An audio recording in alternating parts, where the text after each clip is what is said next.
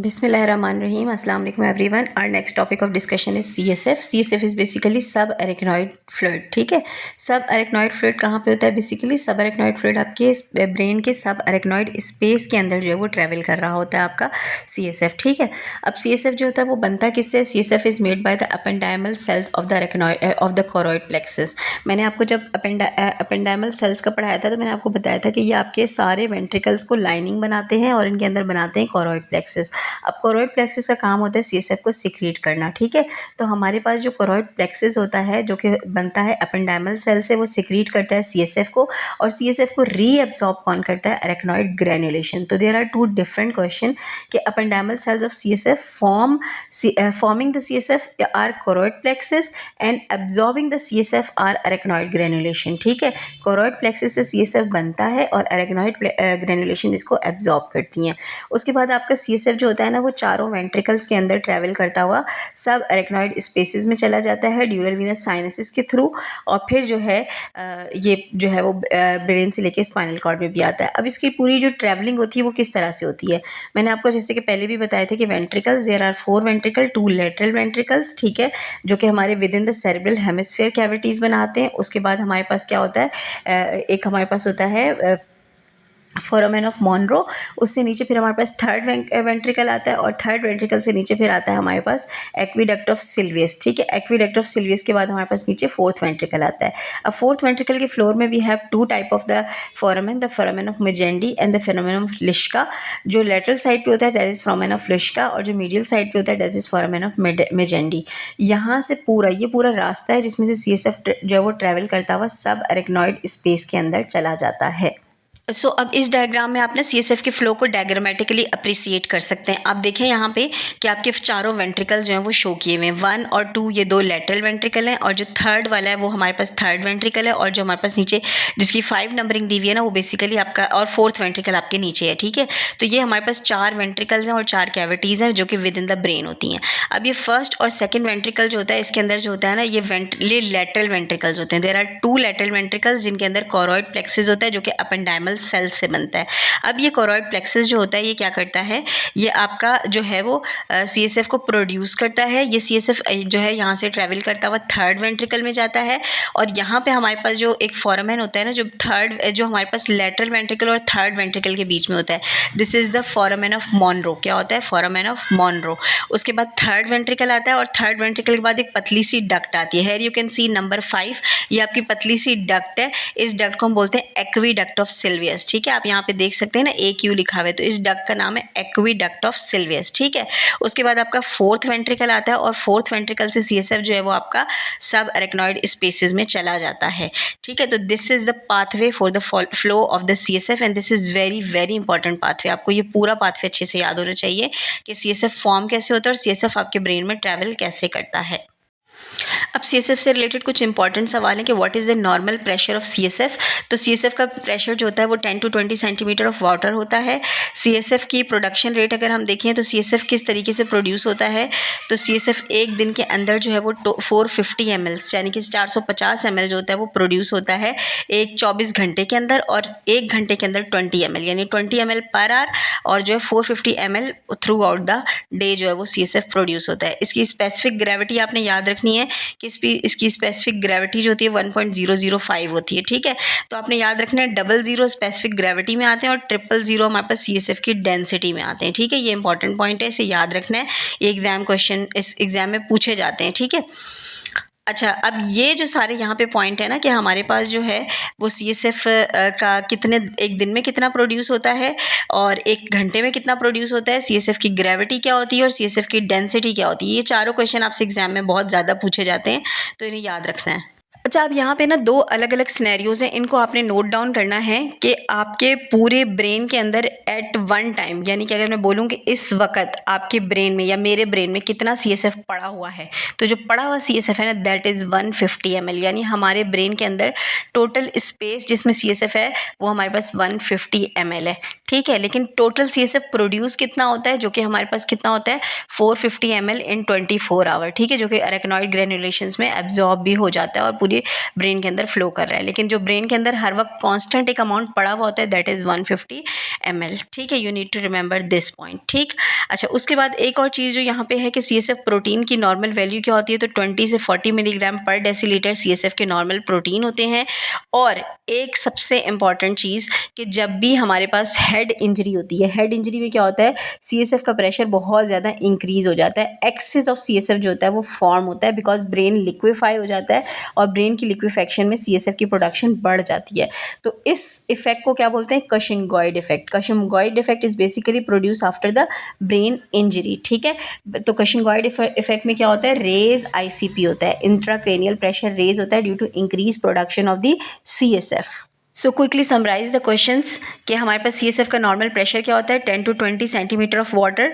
CSF की specific gravity क्या होती है, जब ग्रेविटी का जिक्र आए तो आपने याद रखना है 2 जीरो होते हैं 1.005। स्पेसिफिक डेंसिटी तो आपने याद रखना है 3 जीरो होते हैं 1.0005। ठीक है, total CSF produce in 24 our is 450 ml और total CSF produce in 1 our is 20 ml per hour. ठीक है, और total CSF present in at the movement, at the given movement, तो उसे हम कहते हैं 150 ml। ठीक है, ये 3 डिफरेंट क्वेश्चन है। देन जो है CSF प्रोटीन कितने होते हैं, 40 to 50 होते हैं। CSF जो होता है ब्रेन इंजरीज में रेज होता है, इसको क्या कहते हैं, इसको कशिंगॉइड इफेक्ट कहते हैं। अच्छा, अब MCQs क्वेश्चन है, जल्दी से देख लें। CSF is form by ependymal cell. Ependymal cell जो होते हैं वो कोरोइड प्लेक्सिस बनाते हैं और कोरोइड प्लेक्सिस जो होता है वो सिक्रीट करता है आपका CSF। देन हमारे पास the first step in the CSF formation is the ultrafiltration of sodium. Sodium जो होता है ना वो रीअब्जॉर्ब होता है, उसकी फिल्ट्रेशन होती है तो CSF फॉर्म होता है। ठीक है, ये सिर्फ याद रखना है, इसको डिटेल में पढ़ने की जरूरत नहीं है। Then CSF flow from 3rd to 4th ventricle. अब CSF का फ्लो आपको पता होना चाहिए कि टू लेटरल वेंट्रिकल से foramen of Monro, foramen of Monro से 3rd वेंट्रिकल में, और 3rd वेंट्रिकल से एक्विडक्ट ऑफ सिलीवेस, और फिर हमारे पास आते हैं फोरामेन 4th वेंट्रिकल, और 4th वेंट्रिकल के फ्लोर में हमारे पास होते हैं foramen of Magendie and Luschka. Magendie, M for Magendie, M for medium, तो मिजेंडी आपका मीडियम में होता है, लुश्का आपका लेटरल में होता है, और ये यहाँ से CSF ड्रेन होकर जाता है सबअरेक्नॉइड ग्रेनुलेशन में। ये मैं पहले भी एक्सप्लेन कर चुकी हूँ। Then hydrocephalus is characterized by the abnormal accumulation of CSF within the ventricle system. तो हाइड्रोकेफलस में आपको पता है कि हमारे पास क्या होता है कि CSF जो होता है बहुत ज़्यादा बढ़ जाता है, और इसकी वजह से क्या होता है, मैसिव इनलार्जमेंट ऑफ हेड, मैक्रोसेफेली हो जाती है। तो बेसिकली क्यों होती है मैक्रोसेफेली, हमारे पास अगर कभी भी ऑब्स्ट्रक्शन आ जाए, कहाँ पर, एक्विडक्ट ऑफ सिल्वियस में, एक्विडक्ट ऑफ सिल्वियस में ऑब्स्ट्रक्शन आ जाए तो ब्रेन के अंदर CSF की प्रोडक्शन बढ़ती जाती है, वो फर्दर आगे ट्रांसमिट नहीं होता, उसकी एब्जॉर्प्शन नहीं होती, तो इस कंडीशन को बोलते हैं hydrocephalus. Then CSF release into the subarachnoid space at the medial aperture of 4th ventricle. तो 4th वेंट्रिकल से जो होता है ये सबअरेक्नॉइड स्पेस के अंदर ट्रैवल करता है CSF। You need to remember this point. ठीक है, देन है हमारे पास absolute 3rd and the 4th ventricle true. तो हमारे पास 3rd और 4th वेंट्रिकल एक दूसरे से कम्युनिकेट करते हैं via the cerebral aqueduct of Silvius. CSF absorption जो होती है वो कहाँ पे होती है, अरेक्नॉइड ग्रेनुलेशंस में होती है। CSF ड्रेन किस में होता है, ड्यूरल वीनस साइनसेस में होता है। CSF प्रेजेंट कहाँ पे होता है, सबअरेक्नॉइड स्पेस में प्रेजेंट होता है। So these are the different MCQs, आपने फोकस करके इनको याद करना है। अब जैसे कि मैंने आपको बताया कि आपका जो CSF होता है वो पूरा ड्रेन कहाँ पे होता है, ड्यूरल वीनस साइनसेस में, और ड्यूरल वीनस साइनस के भी कौन से साइनस में, सुपीरियर सजाइटल साइनस के अंदर। ठीक है, अब जब मैं ड्यूरल वीनस साइनसेस की एनाटॉमी पढ़ाऊंगी ना तो आपको सजाइटल साइनस बताऊंगी कि किस तरह सजाइटल साइनस का कनेक्शन होता है कि डायरेक्ट वो CSF को एब्जॉर्ब करता है फ्रॉम द अरेक्नॉइड ग्रेनुलेशन। ठीक है, अच्छा उसके बाद again question in hydrocephalus the most common obstruction जो होती है वो एक्विडक्ट ऑफ सिल्वियस की वजह से होती है, जिसकी वजह से इनलार्जमेंट ऑफ 3rd वेंट्रिकल और लेटरल वेंट्रिकल, और इस कंडीशन को हम कहते हैं हाइड्रोकेफलस। ठीक है, अच्छा देन हमारे पास है cerebral aqueduct stenosis causes increase pressure in which ventricle, 3rd ventricle, क्योंकि 3rd ventricle cerebral aqueduct of Silvius के ऊपर होता है। तो जब भी सेरेब्रल एक्विडक्ट ऑफ सिल्वियस के ऊपर प्रेशर पड़ेगा तो 3rd वेंट्रिकल इनलार्ज होगा। So this is all about the CSF production, CSF drainage and CSF movement. ठीक है, in the brain and ventricles भी हमने इसमें साथ साथ पढ़े हैं।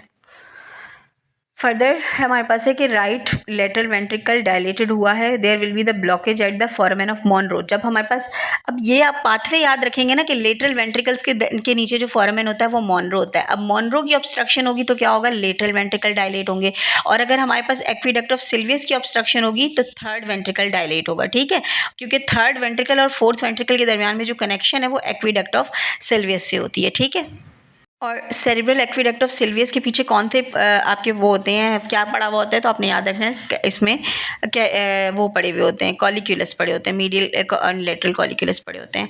फिर कुछ और क्वेश्चन है कि unlikely the feature commencing the CSF is the central canal और स्पाइनल कॉर्ड इज तो क्वेश्चन है कि अनलाइकली फीचर कमेंसिंग CSF, तो CSF is in the central canal of spinal cord is unable to enter into the fourth ventricle. ये हमारे पास unlikely feature है क्योंकि हमारे पास CSF फोर्थ वेंट्रिकल से ही ट्रैवल करता हुआ जो वो central canal of spinal cord में जाता है। अच्छा, one of the following is not the feature of CSF, the valve action of the arachnoid granulae close where the CSF pressure rises, the to drain the CSF from the hydrocephalus fetus the needle is inserted into. अच्छा, अब यहाँ पे ना बच्चों के अंदर ventricular tap होता है। जो बच्चे मैसिव हाइड्रोकेफलस के साथ होते हैं फीटल लाइफ में, उनके अंदर जो है ना वेंट्रिकुलर टैप किया जाता है, यानी कि निडल की मदद से CSF को ड्रेन किया जाता है। तो कहाँ पे निडल इंसर्ट की जाती है? पोस्टीरियर फॉन्टेनेल में इंसर्ट की जाती है। A primary gravida present in the labour for 2 hour, ultrasound reveal a dead hydrocephalus fetus at the 2 steroid and where should the gynaecologist insert the needle. तो again posterior fontanelle में needle डाल के जो है ना वो हाइड्रोकेफलस को ड्रेन किया जाता है इंट्रा यूट्राइन। ठीक है, पोस्टीरियर फॉन्टेनेल का वर्ड आपने याद रखना है कि इंट्रा यूट्राइन, अगर हम CSF की ड्रेनेज करा रहे हैं, वेंट्रिकुलर टैप करा रहे हैं, तो पोस्टीरियर फॉन्टेनेल में कराएंगे। Then a variation in which of the following component of the blood और CSF do not affect the respiration. तो बेसिकली आर्टेरियल कंसंट्रेशन। ठीक है, अच्छा एक चीज़ बताती चलूँ कि कुछ पॉइंट ना यहाँ पे मुझे इसलिए भी क्लियर नहीं हो रहे क्योंकि मैं PDF से पढ़ा रही हूँ, तो अगर कोई मसला हो तो मुझसे आप पूछ भी सकते हैं पर्सनल पे। Basic mechanism involve in the aqueous humour production. तो एक्वस ह्यूमर प्रोडक्शन में बेसिकली क्या होता है? एक्टिव सोडियम सिक्रीशन होती है। अब यहाँ पे ना सोडियम का बड़ा इंपॉर्टेंट एक क्वेश्चन आपके पास आता है। एक की तो first step of formation of the CSF में भी अल्ट्रा फिल्ट्रेशन ऑफ सोडियम होती है, और आपकी जो है ना sodium mechanism involve in aqueous humour production में भी आपकी सोडियम की सिक्रीशन होती है। तो ultra filtration you need to remember for CSF production, and aqueous humour production में you need to remember active secretion of sodium.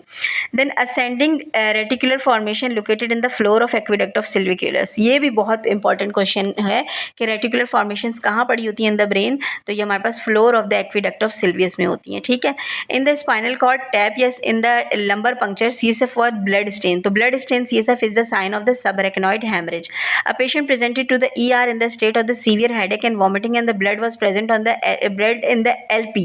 अब CSF, जब भी ब्लड स्टेन्ड CSF होगा तो आपने आंखें बंद करके टिक कर लेना है। 2 रीज़न होते हैं ब्लड स्टेन CSF के, एक होता है ट्रॉमेटिक LP और दूसरा होता है सब अरेक्नॉइड हेमरेज। तो subarachnoid haemorrhage is basically the cause of this is basically the sign of the blood stain LP. Blood stain LP is the sign of subarachnoid hemorrhage.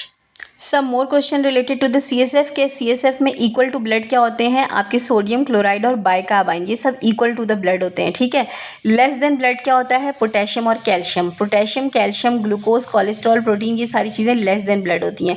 और more than blood क्या होती हैं हमारे पास इसमें? कि आपका magnesium और creatinine, ये होता है more than blood in the CSF। तो ये एक याद करने का टेबल है, आपने इसमें याद रखना है। ठीक है, अच्छा अब CSF में नॉर्मल प्रोटीन कितने होते हैं? 20 to 40 मिलीग्राम पर डेसीलीटर होते हैं। ट्रू अबाउट द CSF, तो ये स्लाइटली एसिडिक होता है। एसिडिक इसलिए होता है बिकॉज इसमें सोडियम और पोटेशियम आयंस जो होते हैं वो ज़्यादा मिकदार में होते हैं। पॉजिटिव आयन ज़्यादा होने की वजह से ये एसिडिक होता है। सोडियम अच्छा CSF compare to the plasma decrease pH। Plasma जो होता है उसकी pH जो होती है वो थोड़ी नॉर्मल वैल्यूज़ में होती है, जबकि CSF की pH थोड़ी सी एसिडिक होती है। तो pH एसिडिक है या डिक्रीज pH होती है as compare to the plasma. As compare to the plasma CSF है डिक्रीज प्रोटीन। CSF में प्रोटीन जो होते हैं वो बहुत ज़्यादा कम होते हैं, नॉर्मल प्रोटीन कम होते हैं। अगर ये प्रोटीन इंक्रीज होंगे तो ये शो करते हैं sign of acute bacterial meningitis. ठीक है, अच्छा true about the CSF is decrease glucose then plasma. और इसी तरह CSF में ग्लूकोज भी जो होता है वो लेस देन प्लाज्मा होता है। ठीक है, CSF osmolarity is more than plasma due to low glucose. ठीक है, CSF differ from the plasma in decreased pH. CSF differ from the plasma in having low glucose.